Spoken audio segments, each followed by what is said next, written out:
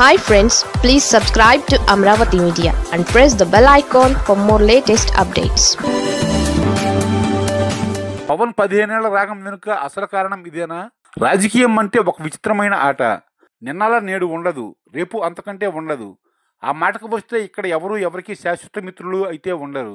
ఇందులో అందరూ అభిమన్యులో ఉంటారని కాదు, అలాగే అర్జునులో ఉండాలని కూడా లేదు. ఈ రోజులలో విభేదాలకు ఎక్కడ చూసినా తావు ఉంటుంది. రాజకీయాల్లో అయితే అది మరింతగా ఉంటుంది. కానీ పవన్ ఐక్యత రాగం వినిపిస్తున్నారు. అదే 15 ఏళ్ల పాటు కూటమి కలిసి ఉండాలని. అది కూడా కూటమిలో ఆయన ఒక్కరే చెబుతున్నారు. ఇదే మాట బీజేపీ అనడం లేదు.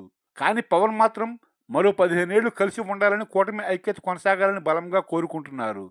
ఇలా మళ్ళీ పవన్ చెబుతున్నది కూటమి పార్టీలకు, పెద్దలకు ఏ మేరకు ఎక్కిందో తెలియదు, కానీ జనసైన్యంలో మాత్రం నిరాశను పెంచేస్తోందని అంటున్నారు. ఇక మరో మాట కూడా వినిపిస్తోంది.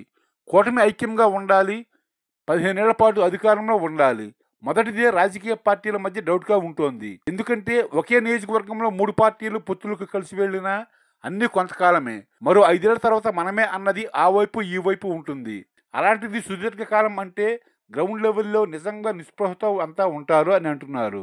పైపెచ్చు తమకు బలమన్న చోట వేరే వారిని గెలిపించి తాము చేతులు కట్టుకోవడం, కూర్చోవడం ఎవరికీ నచ్చదు. అందుకే గ్రౌండ్ లెవెల్లో ఇప్పటికే గొడవలు మొదలయ్యాయి. సరే, కూటమిగా ఉండాలి, అంతా కలిసి ముందుకు సాగాలి అని పవన్ చెప్పారు కదా అని అంతా కలిసి ఎన్నికల్లో పోటీ చేసినా జనాలు గెలిపిస్తారు అన్న గ్యారంటీ ఉందా అన్న చర్చ కూడా ఉంది. రాజకీయాల్లో ఎప్పుడు 1+1 2 కాదు.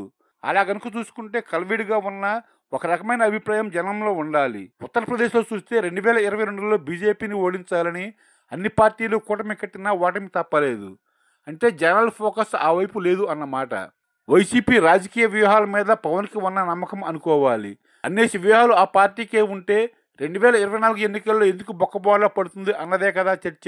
అయితే వైసీపీని బూసుగా చూపించడం వల్ల కూటమిలో కొనసాగాలి అన్నది మంచిదే, కానీ తమ పార్టీ వారికి సముచితమైన స్థానం ఉండాలని కేడర్ కోరుకోవడంలో తప్పులేదు కదా అని అంటున్నారు.